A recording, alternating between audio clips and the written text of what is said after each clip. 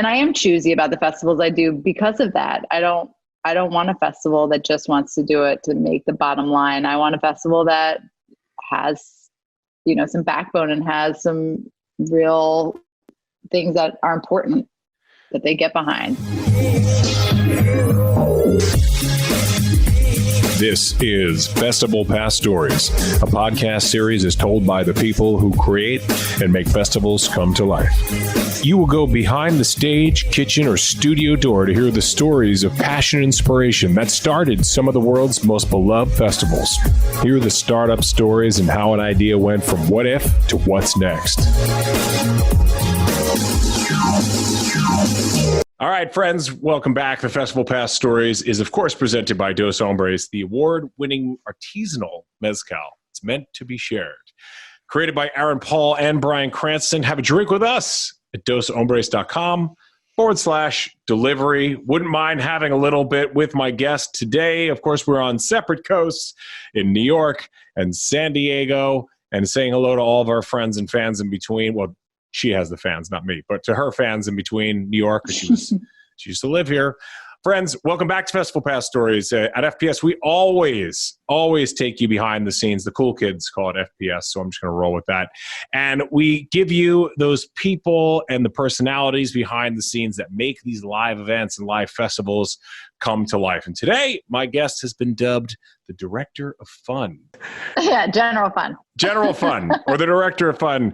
Ladies and gentlemen, friends of festivalPass Stories, she is the Director of Fun, and we're going to pile on with a couple of nicknames that we have for you. The Master of Merrymaking and the International Creator of Crack, trademark pending, that would be in Ireland and so forth.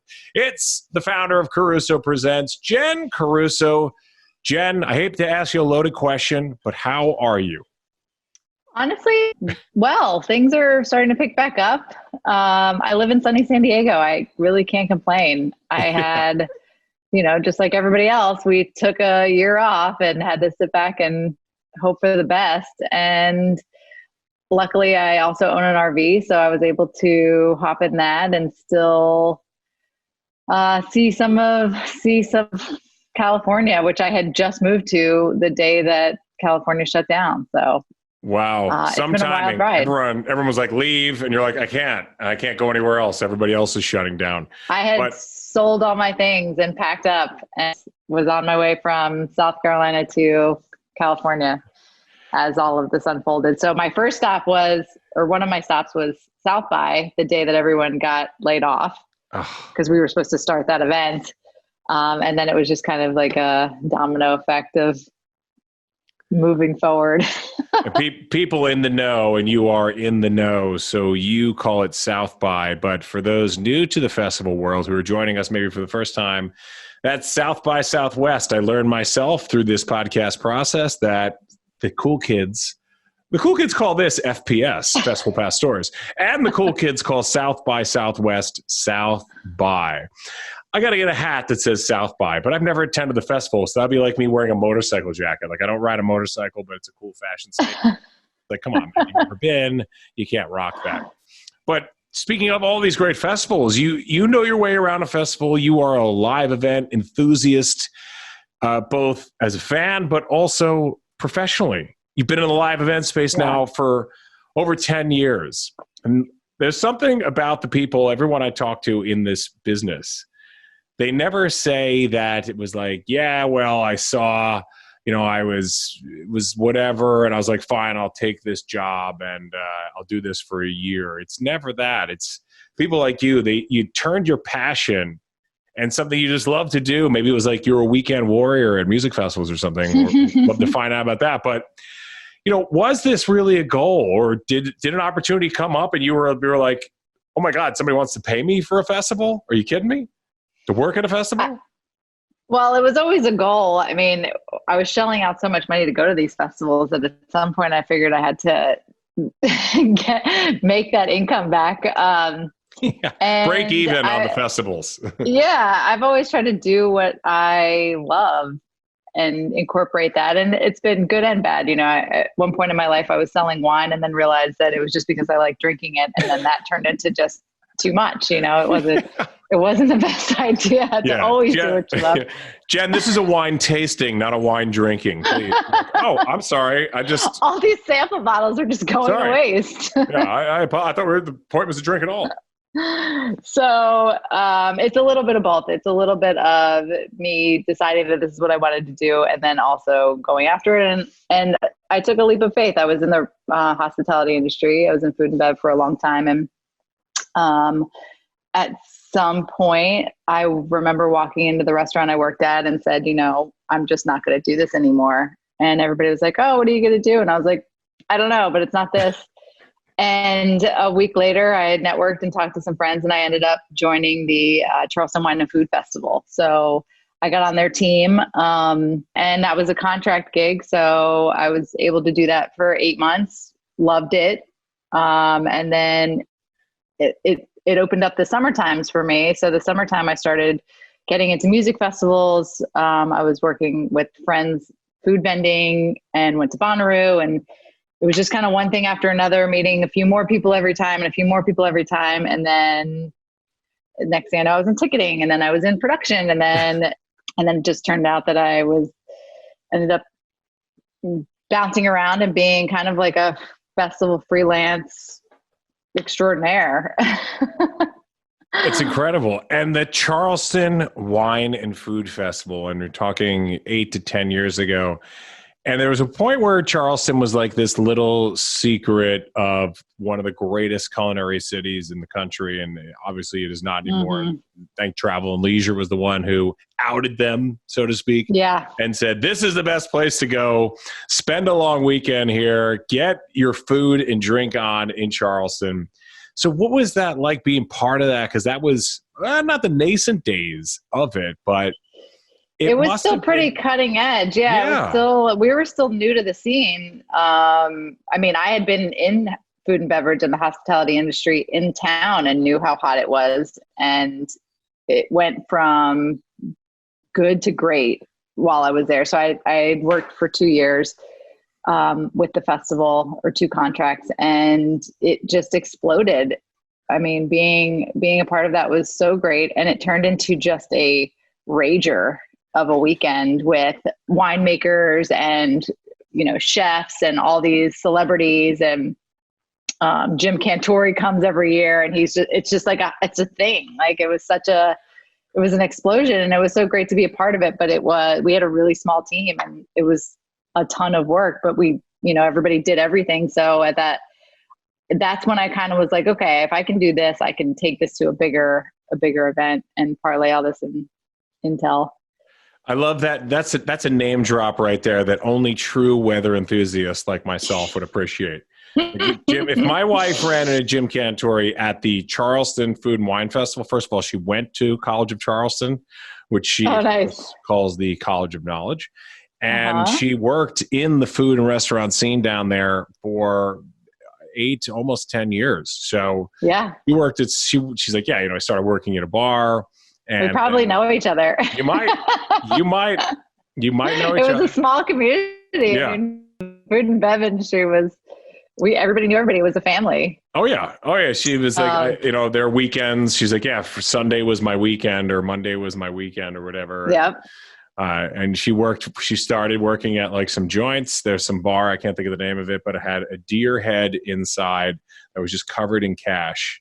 Maybe it was called the Griffin or something like that. Maybe the Griffin. It 100% is called the Griffin. It's 100% called the Griffin. Apparently I remember it. Apparently I didn't have enough to drink there. I remember it a little too much. But she went from working places like that to working fine dining. And I know one of the places she worked at is no longer there, but we went down there. In fact, we got engaged there. Nice. It took me a little while, as it takes many men a long time to realize how lucky we are and what are we doing waiting any longer. And just a little nudge, just a tiny nudge. And then I was like, you know what? Yes. I don't know what I'm doing. Let's go get a ring. And we went to Charleston, and it was her birthday weekend. It was a long story short, but the Peninsula Grill was closed. I promised we were going to go there for a 7-layer coconut cake for dessert. I think Bobby Flay made that really famous when he's like, Yeah. I try to route my flights home through Charleston so I can get a slice of that cake and I take it home with me. I'll go into the city just for that cake. It's a terrible Bobby Flay. I'm working on it. But I don't know. It's pretty good. Yeah. But anyway, we went back to the restaurant. It was closed. And she's like, that's all I wanted was the cake for my birthday. And you told me they were staying open late tonight. I'm like, I don't know what happened. And they had this little garden next door, and I had it all set up, and the cake was waiting for her. I said, let's go to the garden. Let's think about this. Maybe we'll go to get Haagen-Dazs. She's like, I want Haagen-Dazs. She just wanted the cake. She wasn't being, ridiculous. It was like, I'm like, I messed up. It must have been another night where they were open late. The guy promised me that they were open late. She walks into the garden. There's the piece of cake there. And she's like, and she's like, I can't believe you did all this for my birthday. And I was like, but wait, there's more. Oh man. And, and then from there, it is all Southern history of things that happen in Charleston. So it was, a very, very special place for me. Yeah. An incredibly special place for her. And obviously a place in your heart where your life and festivals really began. And this is we're interviewing you, not the other way around. So I'm going to stop telling stories, and I'm going to let you. You're like, thanks for the interview, Pat. Thanks for letting me get a word in edgewise. But look, you've been involved in since then. Sort of fast forward through it all. You've been involved in some of the country's best festivals. I mean, we're talking about Riot Fest, Firefly, Gov Ball, and Bonnaroo, which you mentioned there quickly. All brand names, truly brand names in the festival world. And big, yeah. Yeah. And this is across, let me get these stats right. I hope I am. But this is 20 states, 35 cities, over 120 live events. You've helped to produce so many of these. Does one of them stand out? And on that note, what makes an event legendary, and that event where I have to pull out the iPhone and say, next May 15th to May 17th, I'm locking this in and nothing can stop me from going to blah, blah, blah festival next year. What's the secret sauce? My top, I have three. I have three favorites that I love working and also attend. So Bonnaroo will always have my heart. I worked the first Bonnaroo. I met some people in Connecticut on a road trip that were slinging pizzas at the festival. I was 19 years old. It was kind of like one of those things where it was like, this is a great opportunity to just go and see this. And Bonnaroo's really stuck to their roots as far as how they create a community around their festival. So it's not just the lineup. It's not just, how much money we can make. It's a real sense of you go there with your friends and you're expected to meet the people that are camped next to you, and their ethos and their mantra is something that has really always just, radiate positivity. All of those things, they really implore that, and it's built off of that every single year. So that's one that I attend and also work. Just so much life and love in it. And it's in the middle of nowhere on a farm, and it's hot and it's dusty and it can rain and there could be a tornado, and, you just kind of take it all as it comes, and it's wonderful. Southby is also another, Southby is a beast. It's not even, you can't even call it a festival. It's not just a conference. It's everything. The city comes alive. I know the people in Austin are not as stoked on it as the people that come to visit. But working it is really such a nice treat. I mean, you're working the whole time, but being able to work with the sponsors and see all these activations and see these things, you have pop-up, Netflix can buy a corner store and, change it into their whole activation for a weekend. And then it goes back to normal. They repaint it, and Capital One usually takes over Anton's and has a whole weekend of events and green room and artists. And it's just, I've had some of the best times there. True TV took us backstage and into Esther's one time, and they were the client, and we're all hanging out back, and all of a sudden it was like Wanda Sykes was there, and it was her birthday. And then every old school Saturday Night Live comedian was there, and we're singing Wanda Sykes happy birthday. Several years before that, I was Biggie Shorty from Pootie Tang as Wanda Sykes. Yes. And I'm like, I showed her the picture of me dressed as her. And she's like, for a Halloween costume. And she was so cool about it. She was just like, yeah, girl. amazing. That's amazing. Candles for her birthday. It's just like, you're in these situations that are unreal, but that's happening all over Austin. You know, at one point I was roller skating with Matthew McConaughey, who was in a wig, and I didn't know who he was because and all of a sudden he started getting swamped by people, and I was like, oh wow, but he was just hanging out on the roller skating rink in the middle of downtown Austin for promoting one of his new movies. Hey, I'll see you later for Shatterbach. We're gonna have him. It's gonna be I'll be playing drums. I don't have a shirt. I don't even know any shirt anymore. I'll be playing drums. All right. Shatterbach and drums. It's gonna happen. But I have heard this about South by. Now I can call it that. I feel like I'm part of the community. But it's like, yeah, well, we went there, and of course we're gonna go see this, and then we went, and it's like there's all these things that are happening, and they're like sort of secret shows or secret parties or VIP kind of things, but it's not like velvet rope. No, it's actually very accessible. If you know about it, go. And everybody's just chill and like completely cool and welcoming.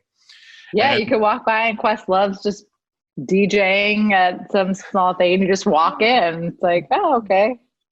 That's just how it is there, and it's crazy. You just have to be open to whichever way the wind blows you, and you meet so many great people, and the energy is super high, and there's so many smart people, you know, doing great things, and it's really inspiring. You leave there exhausted, but also energized.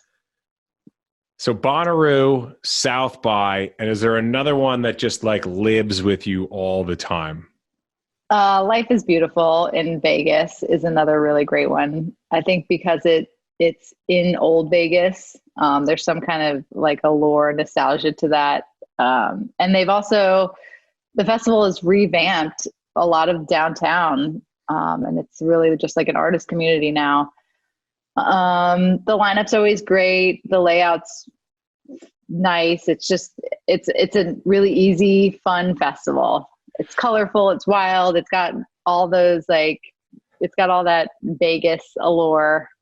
So what do we expect to see when we can get back to Life is Beautiful? What goes on during the 2-3 day? And in Vegas, 3 nights or 2 nights in Vegas is really 7 nights. So right.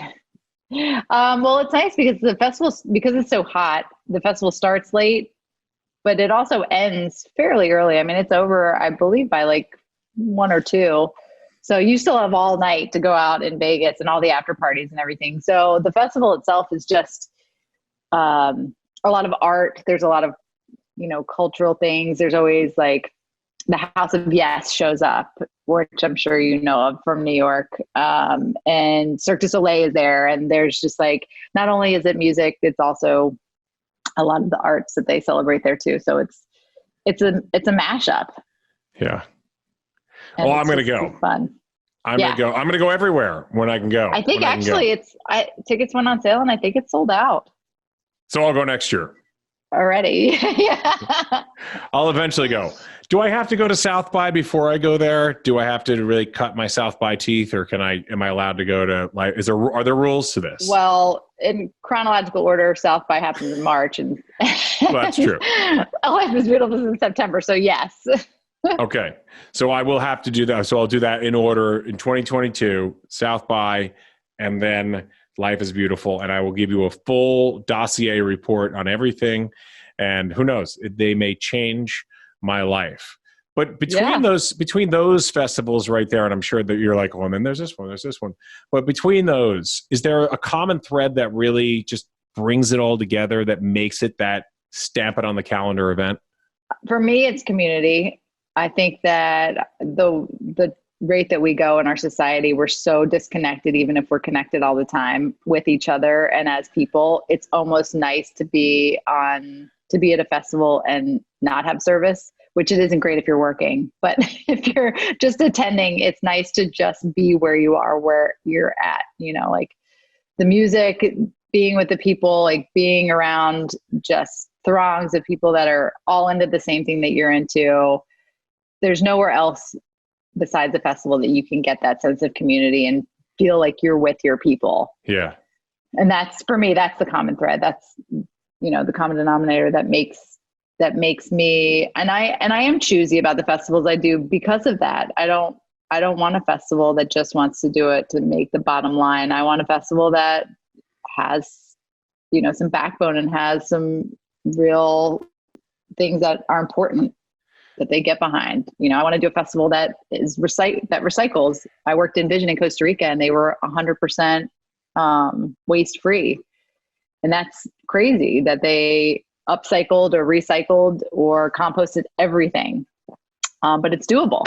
Everybody brought their own plate and fork, and those are just things that, we can all do. And that's important. And those are the messages and the festivals that I want to work, the messages I want to push. It does seem that when we get back to these festivals, that every one of them needs to have not just a message of charity, but a message of social or environmental recognition for what we have seen over the last year from, if you want to say a social justice standpoint, if you want to say an equality standpoint, if you want to say an environmental standpoint, whichever. But it can't just be, tonight we're raising money for this charity. It's like, tonight and every night of this festival, here is what we are doing and here is why. And that's why you're all here, because as you said, you're all part of this community, and that's the thread that brings us all together.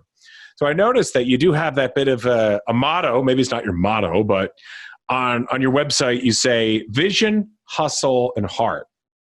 Now, when you sign up to be part of a festival from your independent side as Caruso Presents or so on, will you settle for 2 out of 3? Or does that project have to have hustle, heart, vision? Maybe not necessarily in that order, but Meatloaf said that, right? 2 out of 3 ain't bad, but will Jen Caruso say that? Or is it your way or the highway? You're like, that's it. It's just, this is it. If you don't stand for these things, you're not getting Caruso Presents. Yeah, I mean, I have to I have to walk the walk. So yeah, if it's important to me and a festival isn't on board with it, I'm okay with saying no. There's so many opportunities out there. And in my own life personally, there's so many opportunities to do the right thing, and that's important. I'm not going to sacrifice one for the other because they all go hand in hand. It's not, well, they did this okay. I'd rather do 3 things 100% than 10 things 50%. And do you think a lot of these festivals have learned that by seeing maybe their ticket sales dwindle, or maybe their message gets slammed a bit? They're like, we can't just be music. We have to be music with an additional message. I think people have learned. It's a slippery slope because you're never going to make everybody happy. So you kind of just have to cut, you kind of have to cut your losses at some point and say, okay, well, we did this one thing really well. If we miss the mark on these couple other things, we can circle back next year or take this into consideration, because you can get slammed. I mean, weather is a huge indicator of how easily you can lose people. You get one bad thunderstorm. I worked 3 events in a row that all went code red, which means we had to shut down completely, if not cancel, for the day. And this was 3 back-to-back festivals in New York, in Florida, and in Ohio, 3 weeks in a row. And it made me really reassess my life. When it rains, it pours, quite literally and figuratively, and all that kind of stuff. But, and Gov Ball was one of them. And Ball, people started rioting, and it was a bad scene anyway, but then people really just took it to the next level. And all we were trying to do was get people off the island safely, because we knew weather was coming in. Just because we cut the show and it wasn't raining yet doesn't mean that wasn't about to happen. Yeah. And so it was really hard to watch the promoters and the producers of that event, have to go through that and see that and then get slammed on top of it. Right. When everybody's just trying to do the right thing by the patron. Yeah. And the people can be revolting as well in all the wrong ways. In the movie History of the World, when he says, the peasants are revolting, but the people sometimes it's like we put this on for the people, and then the people just, it doesn't, why can't you understand? Like, it's not just rain, like there is lightning coming, and the lightning is imminent. We know where it is. And we're on an island. And there is a lot of electrical equipment here. We got to go. Yeah. We got to go. Sorry. You want a refund? Whatever. We'll work that out later. But look, this is, what are you going to do? The weather's like the one thing you can't control. But of course, that some people have that in their mind, like, oh, last year with the weather and the whole thing, you're not going to get me to go back there. I won't do it. But, I was going to say as well, it's like people can say, well, let's do this year. But it's like some of these things can come off as phony, right? If it's like all of a sudden we are of peace and love and acceptance. It's like, really? Because the last couple of years you had this speaker or this comedian or this person. And like now all of a sudden, like, forget it. These guys are phony. And I thought you saw that a lot last year, where all of a sudden big brands are popping in to sponsor things that they were like, they're like, we're all about equality. We're all about racial justice and giving people, an equal opportunity in the business world. And it was like, really? Because your workforce does not reflect that, and never has. Right.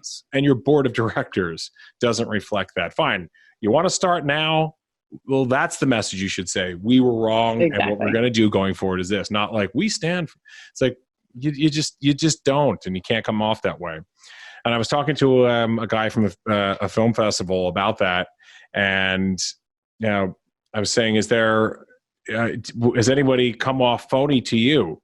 Because he has, within their Dallas Film Festival, he also had there was the Black Film Festival, and he's the artistic director of the festival, and he's Black. And I'm like, and are people like kind of Googling you and like coming up with like, hey, we want to sponsor you? And he's like, sometimes that happens. And we say, yeah, you can sponsor us, but this is not a knee-jerk thing for you to get some PR.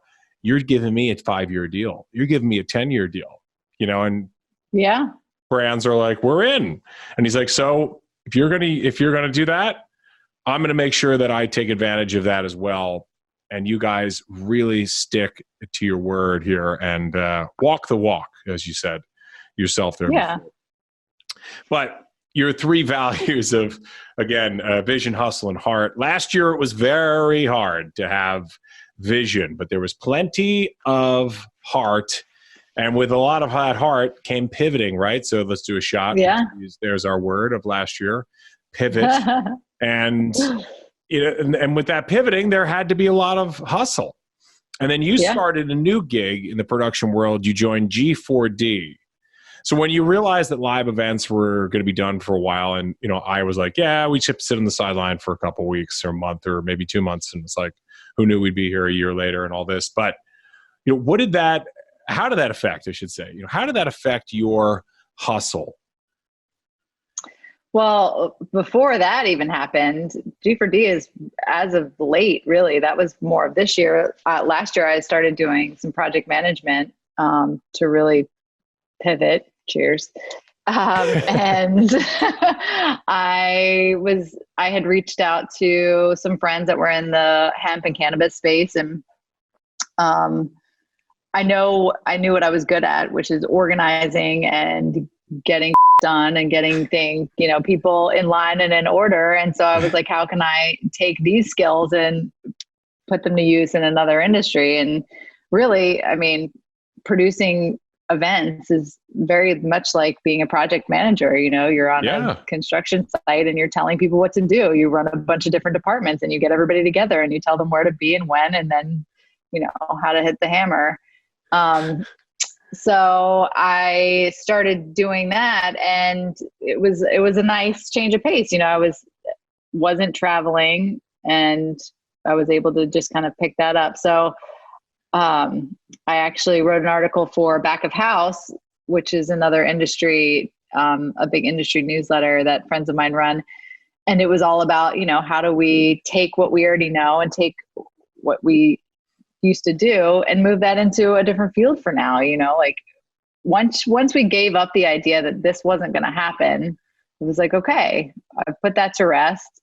And now what are we going to do next? And people are pivoting in all different directions. I was working. Yeah. I was working with G4D last year on a project that, on the show that was going to be in Austin that obviously got canceled because it was in May. And so when John Dindis, the owner of G4D, called again this year, he was like, what do you got going on? And I was like, what does everybody have going on?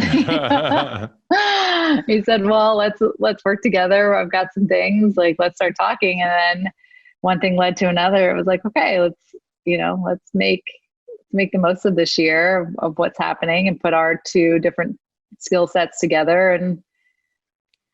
And now here we are. So there's still a lot of opportunities, and I'm still a freelancer at heart, but it's nice to dig in because I don't want to do 30 shows a year anymore. And I don't want to be on the road every single week. I love living in San Diego. I'd like to spend more time in one place.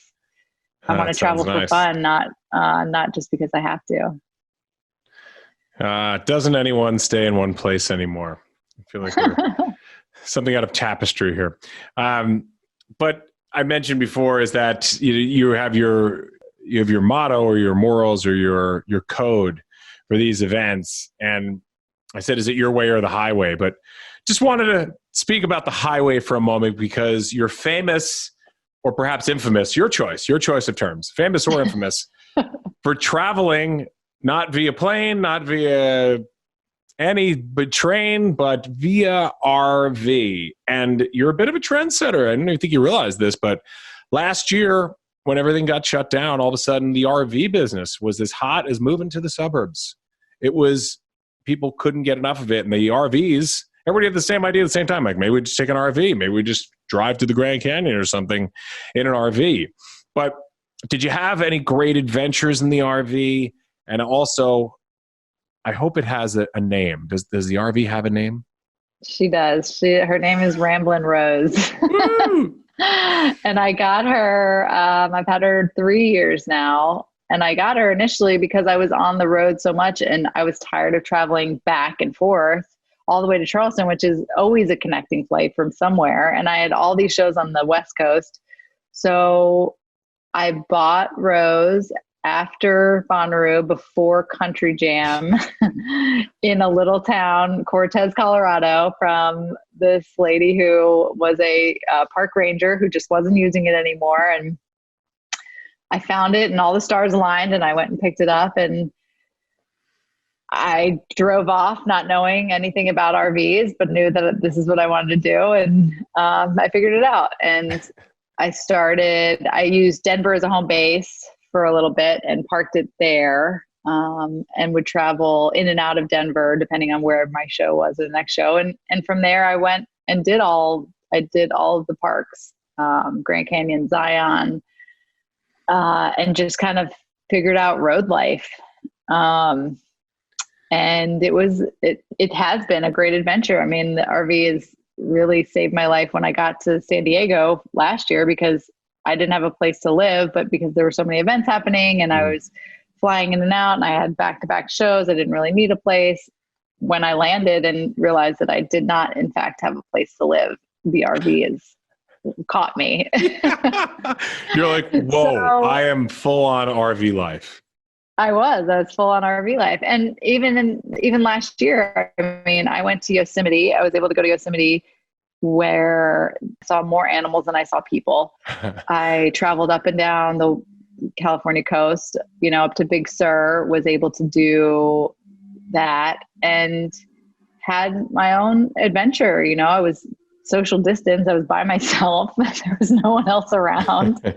And I made the most of it. But having an RV is a way of life that is very humbling and also very exciting and also exhausting. I mean, between the driving and the figuring out where you're going to stay, where you can park it, being cognizant and trying to, always be respectful of other people and whose front yard you're parked in. Unbelievable. You and Ramblin' Rose hitting the road together. Yeah. Memories. But then you were working again at some big events, and you were at Super Bowl this year. And, we've interviewed professional athletes to talk to them about how, a regular game, a regular hockey or football or baseball game is basically a festival. Food, live music, drink, things happening before the game, after the game, people coming to see the talent, all the kind of things that happen at a music festival or something, or any kind of festival are happening on the field. But then there's the championships. And we talked to David Deal from the New York Giants. He won 2 Super Bowls, and we talked about the Super Bowl as a festival. And he's like, well, look, for me and for anybody who's playing in the Super Bowl, it's a business trip. It's the same for you when you're working at the Super Bowl, and you were just there in January in Tampa doing this series of events with DraftKings. And that must have been a festival within the festival of the Super Bowl itself, especially this year with the challenges. And I know Florida is a little bit looser than maybe New York or other states, but you still had a lot of restrictions, I'm sure, or at least one restriction or something. We had a lot of restrictions. I mean, I was tested every day.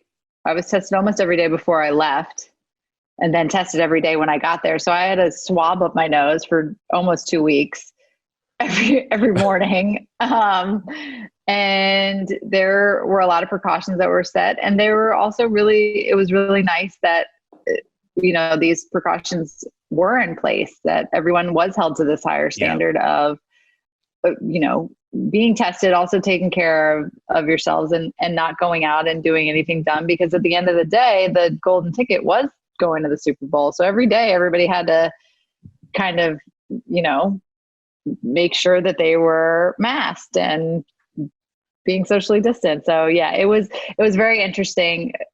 Florida is very loosey-goosey, but the NFL was not messing around. They had a strict code and everybody had to adhere to it.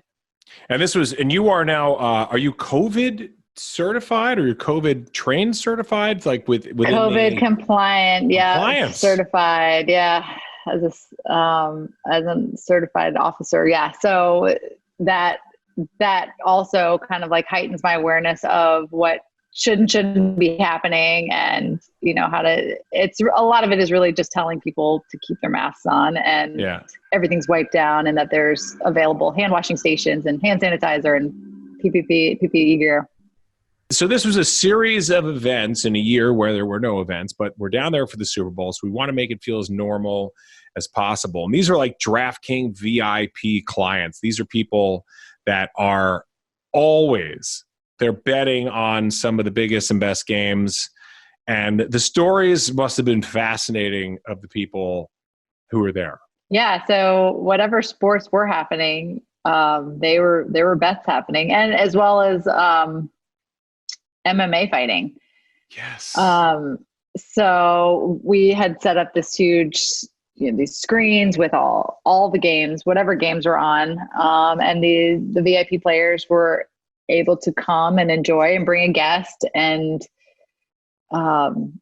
just really be taken care of by DraftKings. So normally DraftKings would have the players pods in the DraftKings house, and you'd come and drink, and it would be part of whatever the row of Super Bowl activities outside of the Super Bowl are. And so this year it was tented and COVID safe, and just a really fun experience for those people to be able to take part in, and then go to the Super Bowl.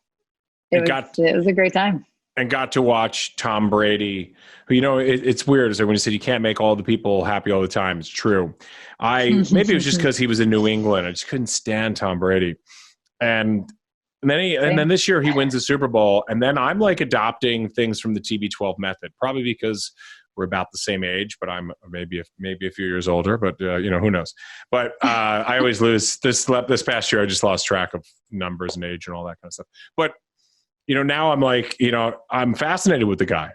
Like, he wins the Super Bowl. Nobody thought he was going to win that game. He did. And they won it in dominating fashion. And the next morning at 7 a.m., you heard one of his assistant coaches in an interview, who's the guy. He's like, I'm like just barely crawling out of bed. I see my phone ring, and it's Tom. And he's like, so when are we going to get started on the next one? And he's like, Tom, give it a rest, man. Like, go have an avocado tequila, Tom. Go enjoy yourself here for a little bit. And Tom did, I thought that was awesome to see him really let he let his very short cropped hair down for a little bit. Yeah. But you were talking about getting tested every day. Now we're still talking about tests, but now we're talking about vaccines. We're really getting this done. It's about 2.5 million people, I think, around the country are getting vaccinated every day.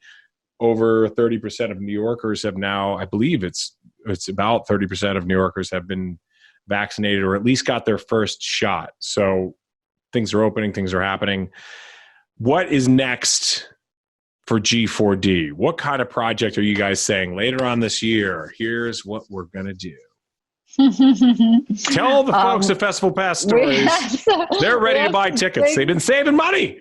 I know. I feel like everybody's chopping at the bit to buy tickets. And we do, later this week, we will have a big announce. So I can't say just yet, but things are happening, and we will be singing and dancing and celebrating again very soon. All right. Well, hopefully with some Dos Hombres, we'll be ready for you.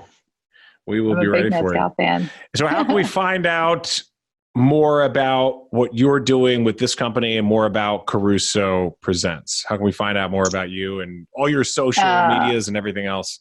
Yeah, Instagram is a great way to keep up with everything. G4D Productions. My personal is Carusoing, where I do most of my traveling and RVing. Carusoing. As well as Caruso Presents is where I post all of the happenings for shows and on site and backstage and all. It's usually recaps. When it's happening, I'm very in the moment. So it's usually after the fact. And when you can attend full-on festivals, what's the first one you're going to go to? I guess it's really what's on the calendar, right? You're like, well, it was after Bonnaroo, but before Country Life. Most people are like, well, it was after Christmas, but before Easter. The festival people. Everyone that knows me knows that I speak in timelines to festivals. Yeah. Which is great. It's like some people have a religious calendar. Some people have, the regular calendar. And I'm not available between Southby and Life is Beautiful. I hope no one's getting married or having a child, because I will not be able to attend.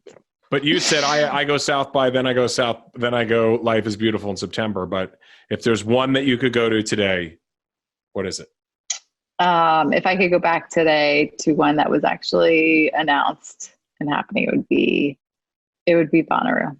Or actually, I take that back. It's Fish Mexico. Oh, Fish Mexico. So you can do some fish all those pumping? Mexico shows. Yeah. All those fish Mexico pumping shows. Or is it fist? It's not. Fished pumping. Fish. Not really fist pumpers at those shows, but you'd be surprised. I myself am a fist pumper. So, well, look, one of the head of sales for Dos Hombres is a big fish fan, so I'm going to have to tell him to send you a bottle of Dos Hombres. Please connect us. I love meeting new heads. You can sip and squeeze a little lime in there and enjoy it naturally on the rocks. It's so awesome, and it's great with cocktails. So enjoy that. And perfect. Folks, her RV will be coming to a city near you. And so are the festivals. Thank heavens for that. Very soon we'll be back with all of those, and we'll be back sooner than you can fill up an RV with your fuel next time on festivalPass Stories. Jen Caruso, thank you very much. Thank you, Pat. This is festivalPass Stories, a podcast series is told by the people who create and make festivals come to life. You will go behind the stage, kitchen, or studio door to hear the stories of passion and inspiration that started some of the world's most beloved festivals. Hear the startup stories and how an idea went from what if to what's next.